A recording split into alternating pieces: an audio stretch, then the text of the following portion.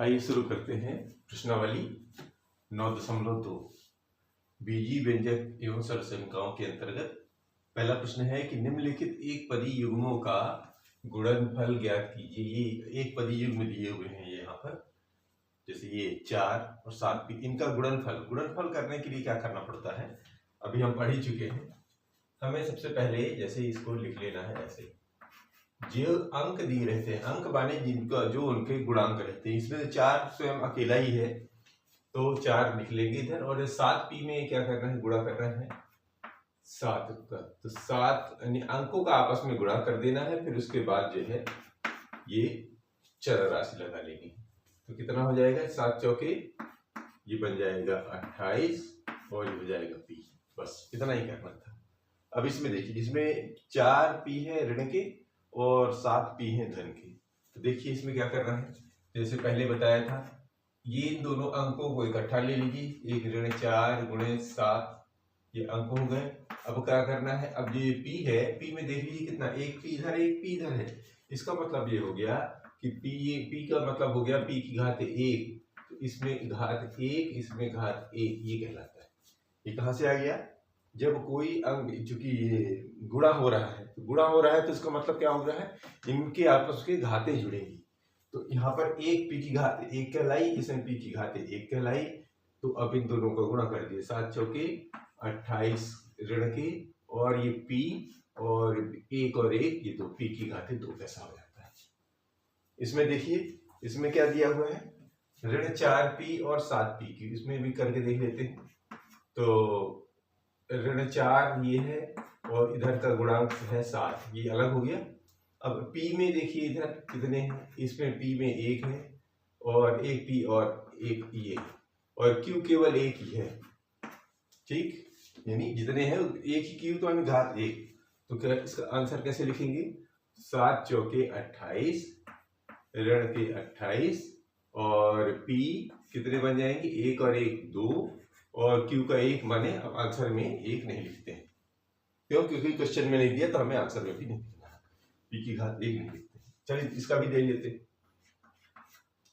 तो ये कितना है 4p, हाँ 4p है, ऋण नहीं, तो ये है 4 और ऋण 3, ये रहा 4 और ये रहा ऋण 3, ठीक है। अब p की घातें यहाँ 3 है और एक p और है, तो घातें आपस में जुड़ जाती हैं। तो 4 और 3 का गुणा हो जाएगा, 4 3 12 ऋण के, और ये हो जाएंगे p की घातें 4। इस पे ले लीजिए, ये 4 का इस अंक शून्य में गुणा और p ऐसा कर लीजिए, तो कितना बचेगा, 0p अर्थात 0। ये हो गया हमारा। लेते हैं दूसरा। अभी दूसरा प्रश्न है जो कि निम्नलिखित एक पदी युग्मों के रूप में लंबाई एवं चौड़ाई रखने वाले आयतों का क्षेत्रफल ज्ञात कीजिए। तो ये जो है अलग अलग, ये है, ये लंबाई है, ये चौड़ाई है और आयत, और तो हमें आयत का क्षेत्रफल कैसे निकालते हैं पहले तो ये पता होना चाहिए। तो आयत का क्षेत्रफल जो होता है, आयत का क्षेत्रफल, आयत का क्षेत्रफल क्या होता है, आयत का क्षेत्रफल होता है लंबाई में चौड़ाई का गुणा कर देते हैं और जो इकाई होती है वो लिख देते हैं। यहाँ इकाई तो कुछ है नहीं, तो अब भी ऐसे ही लिख देंगे। तो शुरू करते हैं, पहला PQ। अब यहाँ पर दे जो लंबाई चौड़ी, ये पहला लंबाई कहलाएगा, ये चौड़ाई, ये लंबाई, ये चौड़ाई, ऐसा करके सारा है। तो हम लेते हैं इसको, जैसे पहले वाले को लेते हैं, P और ये Q। P और Q में क्या है, पहला कहलाएगा लंबाई और दूसरा कहलाएगा चौड़ाई। तो P और Q का गुणा हो जाएगा PQ, बस।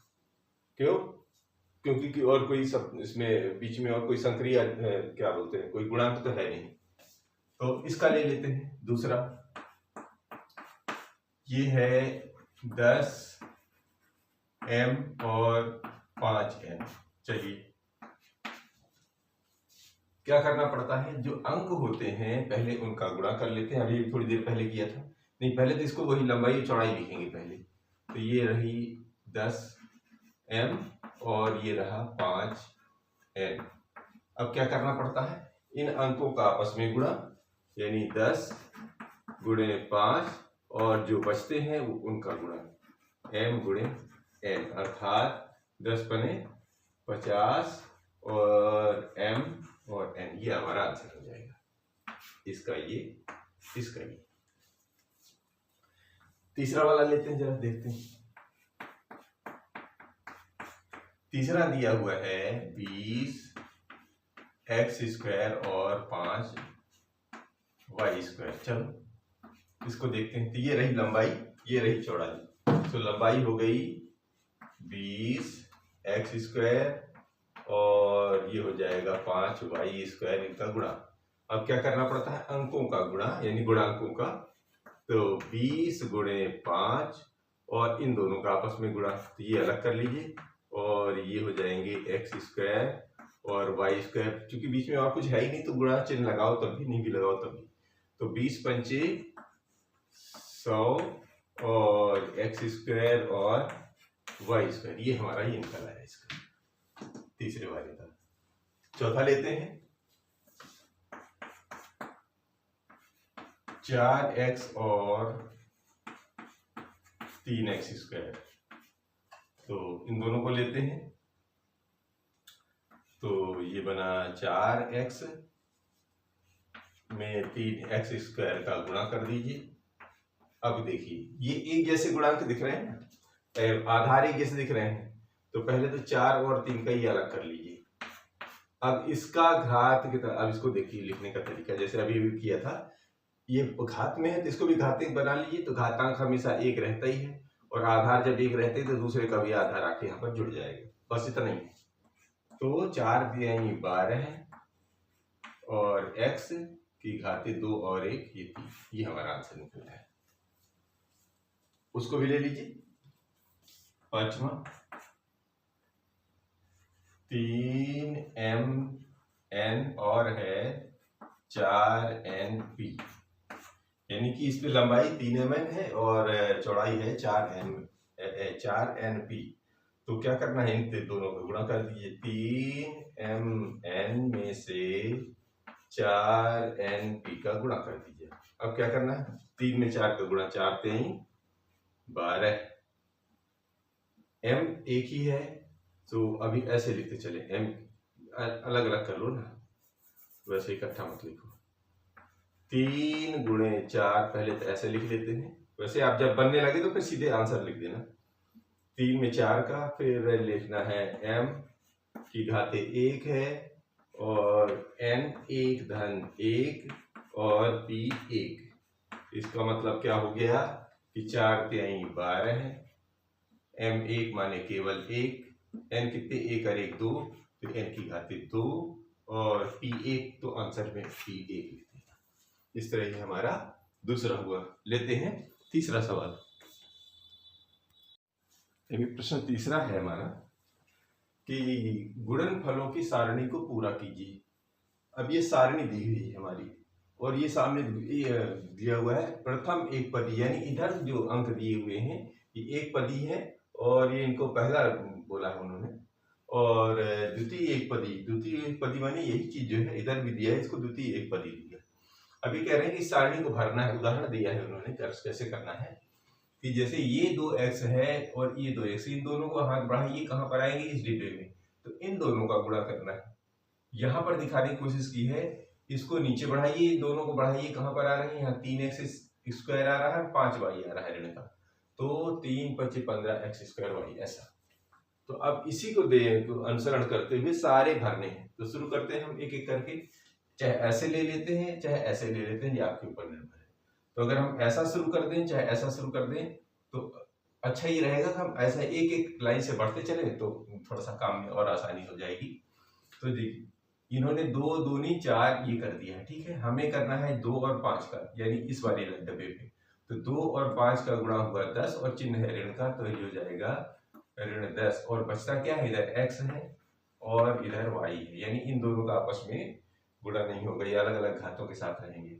अब इसमें देखिए 2 है और इधर 3 है, तो 2 और 3 2 3 6, और x की घात कितनी है इधर 2 है और इधर 1 है, तो कितने बन जाएंगे 2 और 1 3।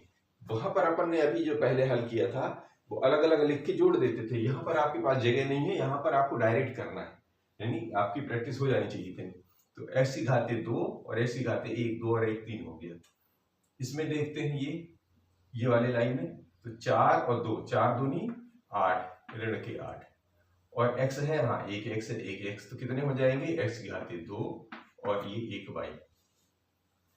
इसको इस वाले में लेते हैं, इधर 2 और इधर 7, तो 7 दूनी 14 है, x की घाते 2 और 1 x की घाते 3 हो गया, और ये हो गया y। अब लीजिए इसमें 9 और 2, तो 9 दूनी 18, ठीक है, और x में 1 है, इधर x में 2 है, तो एक बन जाएगा x की घाते 3 और y की घाते 2।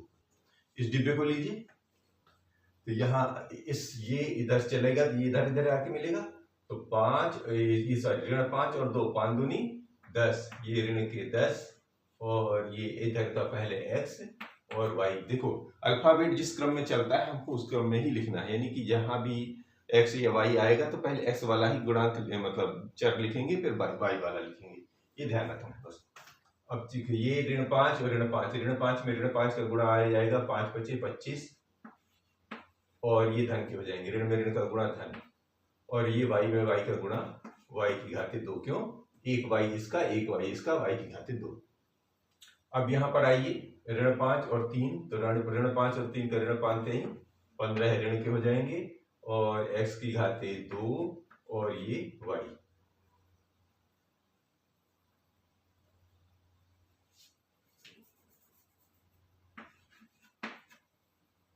इस पे आइए ऋण 5 और ऋण ऋण का गुणा तो धन हो गया, और 5 चौके 20, और इधर सिंगल x, अब की बार y में 2, क्योंकि इधर 1 इधर है। अब आ जाइए इसमें, तो 7 पन्ना 35, ऋण के 35, और x के 2 पावर में, और y के घात में 1 और 1, ये हो जाएंगे y की घाते 2। अब लीजिए इसको, ये ऋण ऋण 5 5 धन हो गया, और 9 पन्ना 45, ये आ जाएगा 45, x की घाते 2, y की 2 इधर 1 इधर, तो y की घाते 3। इसको लेते हैं, 2 3 6, x की घाते 1 और x की घाते 2, तो हो जाएगा x की घाते 3। ये तो ऑलरेडी पहले से उन्होंने करके दिया हुआ है। इस पे आ जाइए, तो 3 में 3 का गुणा 3 तिरका 9, x की 2 और x की 2 2 2 4, x की घाते 4। इस पे आइए ऋण 4 और 3, तो ऋण 4 और 3 का गुणा हो जाएगा ऋण 12, x में 1 x में 2, x में बन जाएगा 2 और 1 3 पावर में, और y अकेला है तो y की घाते 1, यानी y अकेला। अब इस 7 का 3 में 7 तिरिक 21, s की 2 इधर है 2 इधर पावर है, तो 2 और 2 ये घाते 4 हो गया, और y का अभी भी 1 ही है। इसको लीजिए ऋण का है, ये धन का है, तो 9 तिरिक 27, चिन्ह धन और ऋण का गुणा ऋण हो जाता है, तो ये हो जाएगा x की घाते 2 और x की घाते 2, यानी x की घाते 4 बन गया, और ये y की घाते 2। बात समझ पा रहे हैं? इस तरह इसको कर देते हैं। चलिए 2 और 4, 4 दूनी 8 ऋण की, क्यों क्योंकि चिन्ह ऋण का है, इसका धन का, ठीक है। x की घाते 1 इधर 1 इधर, तो x की घाते 1 और 1 बन गया 2, और ये बन गया y। इस पे लीजिए ऋण और ऋण ऋण ऋण का गुणा धन हो गया, 5 चौकी 20, और इधर पहले x लिखा जाता है, फिर y, एक इधर से है एक इधर से, तो y की घाते 2। इसको लेते हैं यहाँ पे 3 और इधर 4, तो 4 3 12 ऋण के 12, और इधर x की घाते 2 x की घाते 1, तो बन गया 2 और 1 ये 3, और ये y सिंगल है। इस पे देखिए ऋण 4 ऋण में ऋण का गुणा धन हो गया, ये बन गया 4 चौके 16, x की घाते 1 इधर 1 इधर, तो 1 और 1 2, और y की घाते 1 नीचे 1 ऊपर, y की घाते 2। इस पे देखिए 4 और 7, 7 चौके 28, ऋण के 28, x की घाते 2 और x की घाते 1 बन गया x की घाते 3, y1 की बन गया सिंगल y। इधर लेंगे ऋण 9 और 9 चौके 36, ऋण में ऋण धन हो गया, तो ये बन गया 36 और s की घाते 2 और इधर 1 इधर, तो बन गया 2 और 1 3 और y की घाते 2 और y की घाते 1, इसका मतलब बन गया y की घाते 3। अब 2 डब्बे और बचे, इनको भी करते हैं। इधर से 2 इधर से 7, 7 दूनी 14, x की 1 x की 2 की बन जाएगी 2 और 1 3, y तो है नहीं तो y ये इधर वाला आ गया।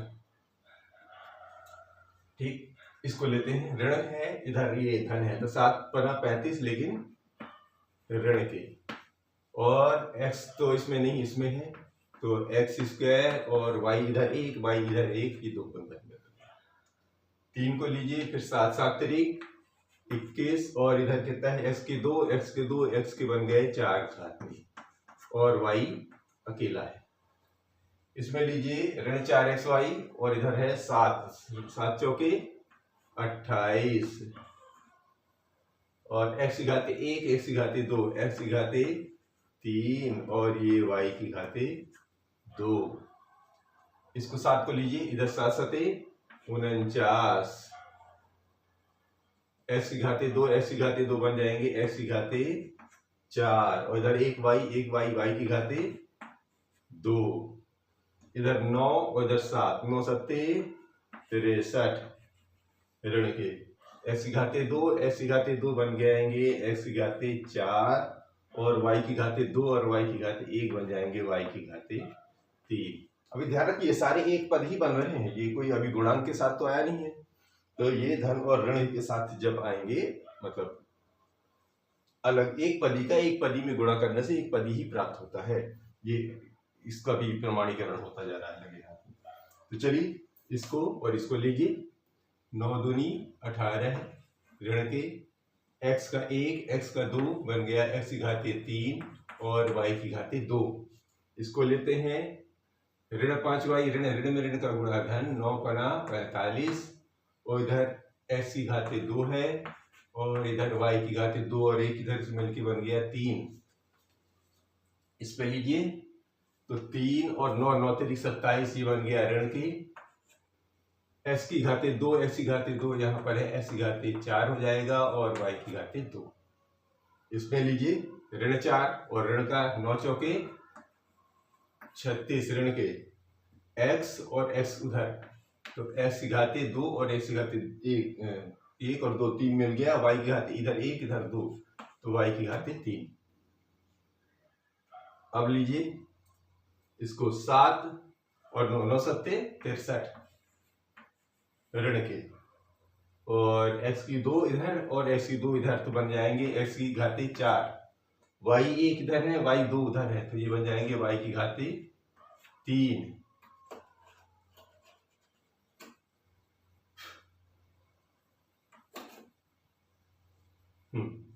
ये लीजिए ऋण 9 है और ऋण 9 9 ये 81, ये धन की, क्यों ऋण में ऋण का गुणा धन, x की घाते 2 और 2 उधर से, तो x की घाते 4 इधर y की 2 उधर से, तो y की घाते 4। इस तरह ये हमारी सारणी पूरी होती है। लेते हैं चौथा। अब लेते हैं प्रश्न नंबर 4। ऐसे घनाकार बक्सों का आयतन ज्ञात कीजिए जिनकी लंबाई चौड़ाई और ऊंचाई क्रमशः निम्नलिखित है। तो इसमें 3 चीजें दी है, लंबाई चौड़ाई ऊंचाई, और वैसे भी किसी भी चीज का घनाभ या घन का आयतन जो होता है, घनाकार यानी घन या घनाभ मतलब लंबाई का 3 बार गुणा। लंबाई का मतलब होता है 3 लंबाइयां होती हैं, जैसे एक लंबाई बोल देते हैं, एक चौड़ाई बोल देते हैं, एक ऊंचाई बोल देते हैं।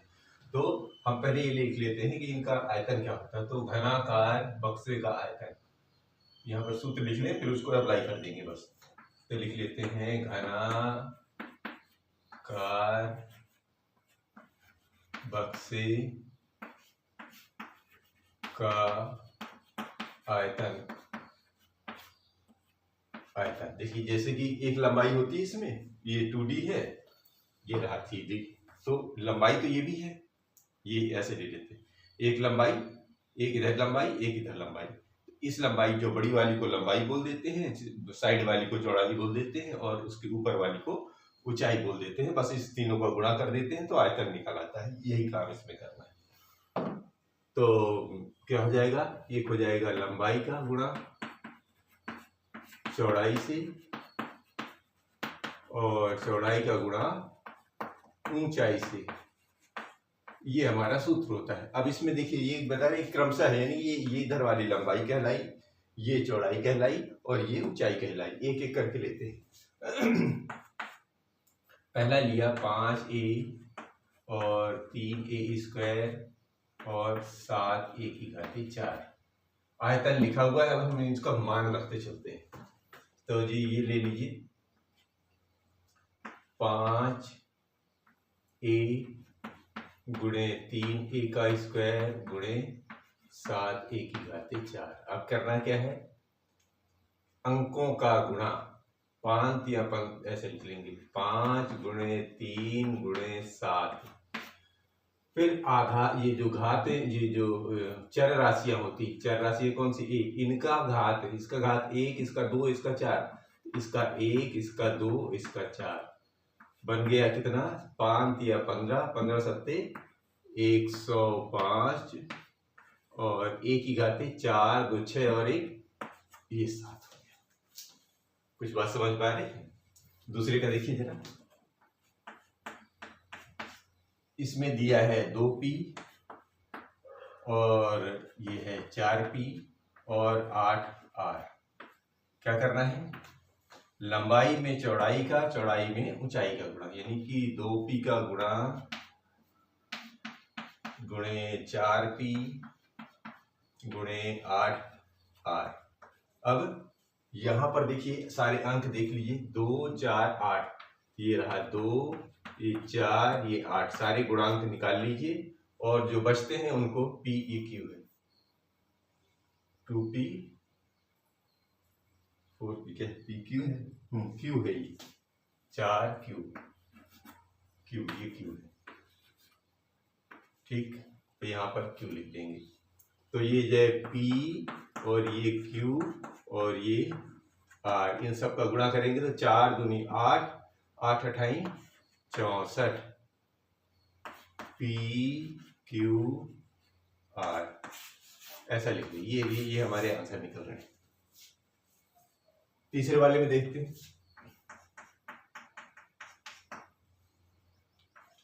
एक्स वाई 2x² y और 2x y का स्क्वायर। पहले वही गुणे में लगा दीजिए सबको, क्योंकि हमें सूत्र में रखना है। तो x y का गुणा हो जाएगा 2x² से और इसका हो जाएगा 2xy² से। अब क्या करना होता है, गुणांक कितने हैं, इसमें 1 है, इसमें 2 है, इसमें 2 है, तो 1 गुणे 2 गुणे 2, जिसमें कोई अंक नहीं लिखा रहता तो 1 का गुणा होता है, क्योंकि गुणांक लगाने हैं हमें, तो इसलिए हमने उसमें लगा दिया। ना भी लगाएंगे तो कोई दिक्कत नहीं है आपको। अब x कितने हैं ये भी देख लीजिए, x का 1 इधर है, 2 इधर है, इधर 1 है, तो x में 1 इधर वाले का ये इधर पावर में चढ़ता है और इधर वाले का 1 में। अभी y भी लगा है इसके साथ, तो y भी लगाइए, y के साथ इसमें 1 है और x² y यहाँ पर भी, हाँ ठीक है। तो इसमें भी y का 1 और आ जाएगा और इसमें y के 2 आ जाएंगे, ये आ जाएगा। अब क्या करेंगे, 2 दूनी 4 और 4 एकम 4, x की घाते 1 2 3 और 1 4, x की घाते 4, y की देख लीजिए 2 1 3 और 1 4, ये हमारा तीसरे वाले का आ गया। चौथे का देख लीजिए, चौथे का है a 2b और 3c, गुणा कर दीजिए, ये रहा a, ये रहा 2b और ये रहा 3c। वही तरीका, गुणांक निकालिए, इसमें का 1, इसमें का 2, इसमें का 3, तो 1 गुणे 2 गुणे 3। अब चर राशियां a b c ये सारे अलग अलग हैं, तो इनको अलग से लिखने की जरूरत नहीं है, बस इसका गुणा कर दीजिए। 3 दूनी 6 और 6 एकम 6, और ये a, ये b और ये c, ये हमारा आंसर निकल आया। लेते हैं पांचवा प्रश्न। अभी पांचवा प्रश्न लेते हैं। निम्नलिखित का गुणनफल ज्ञात कीजिए। ये अलग अलग सवाल भी है। जब गुणनफल जैसे अभी आपने चौथा किया था बिल्कुल वैसा ही है, कोई खास अंतर नहीं है। देख लीजिए, ये है एक्स वाई का गुणा है वाई जेड से और जेड एक्स का। अब करना क्या है, इसका गुणनफल ज्ञात करने का क्या तरीका होता है। ये तो सबने सीधे सीधे इसका हमने गुणा का चिन्ह लगा दिया। अब देखिए, हमेशा अल्फाबेट जैसे बढ़ते हैं उसी क्रम में इसको भी सजा दीजिए और घात लिख दीजिए। तो देखिए x कितना है, एक एक्स एक एक्स, तो x ये एक था, एक ऐसा बस लिख देना है। y कितने हैं, एक इधर, तो गुणे y की घाते एक इधर और एक इधर। अब ऐसा भी लगा सकते हैं, नहीं भी लगाएंगे तो कोई दिक्कत नहीं है, एक बार लगा देते हैं, बाकी बार फिर नहीं लगाएंगे। z कितने हैं, इसमें भी एक, इसमें भी एक, इसका मतलब निकल आया x की घाते 2। अभी गुणा करने की जरूरत नहीं है, ये y की घाते 2 और ये z की घाते 2। अब क्योंकि आंसर भी लिखना है तो ये बीच के चिन्ह लगाने की जरूरत नहीं है। दूसरे वाले को देखते हैं। गुणनफल ज्ञात की गुणा कर देना है। ये रहा a गुणे, यहां पर लगा देंगे, बाकी आगे नहीं लगाएंगे, गुणे और a की घाते 3। चलिए, इनके गुणांक अगर देखें तो क्या दिख रहा है, क्योंकि इसमें चर राशियां थी तो यहाँ पे कुछ, लेकिन यहाँ पे देखेंगे एक है, यहाँ पर ऋण a है। ऋण a का मतलब होता है ऋण 1। तो अगर थोड़ा और स्पष्टता से करना हो तो इनका गुणांक अगर हम निकालें तो इसका गुणांक हो जाएगा 1, इसका हो जाएगा ऋण 1 और इसका 1। ये अगर हम कॉमन निकाल लें तो हमारे को ये भी काम करना है और अंदर जो है ये इधर इनका काम करने में आसानी हो जाएगी। अब देखिए a, इसका घात कितनी कहलाती है, 1, क्योंकि कुछ लिखा नहीं है, तो कुछ लिखा नहीं है मतलब घात 1 है। इस पे 2 है तो आप यहाँ पर 2 लगा दीजिए, इस पर 3 है तो ये 3 लगा दीजिए। अब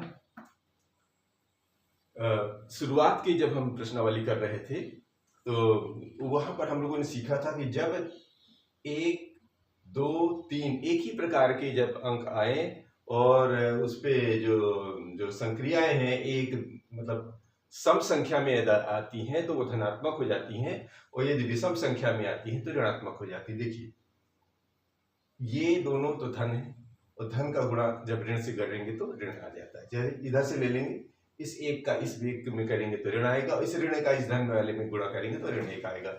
इसका मतलब ये हम सारे हिसाब किताब करके देखें तो ऋण 1 का मतलब हो गया 1 का ऋण।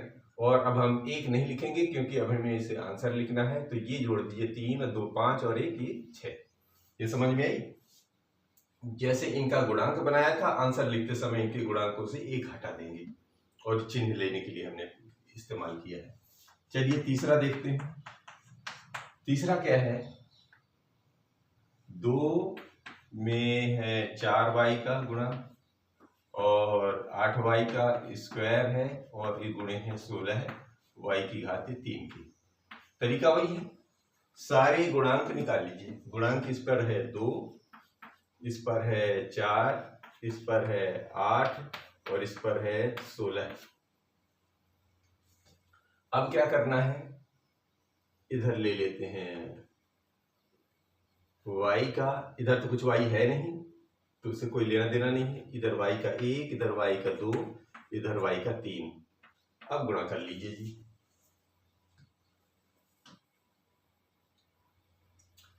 8 चौके 32, 32 दूनी 8 चौके 32 दूनी 64 और 16 का गुणा कर दीजिए। तो 8 चौके 32 दूनी 64 गुणे 16, 16 का गुणा करिए, 16 चौके 64 की 4, हासिल का 6, 16 6 का 96, 96 97 98 99 100 और 1 और 2, तो ये आ जाएगा 1024 और y की घाते 3, 2, 5 और 1 ये 6।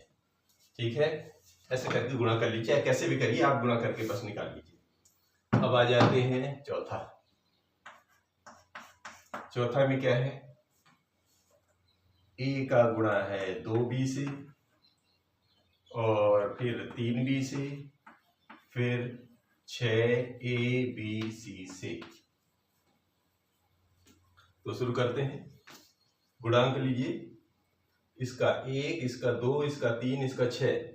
तो ये 1 गुणे 2 गुणे 3 गुणे 6, एक लिखे तो भी नहीं भी लिखे, चूंकि सब सिमेट्री बना रहे हैं इसलिए लिख लीजिए, कंफ्यूजन नहीं आए। अब इधर a है, ये ले लीजिए a, इसमें BC, ये BC।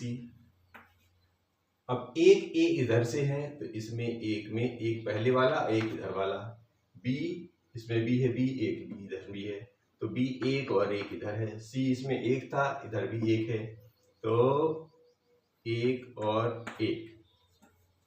बात समझ पा रहे हैं? अब क्या हो गया, 6 त्रिक 18, 18 दूनी 36 एकम 36, 36 a की घात 2, b की घात 2 और c की घात 2।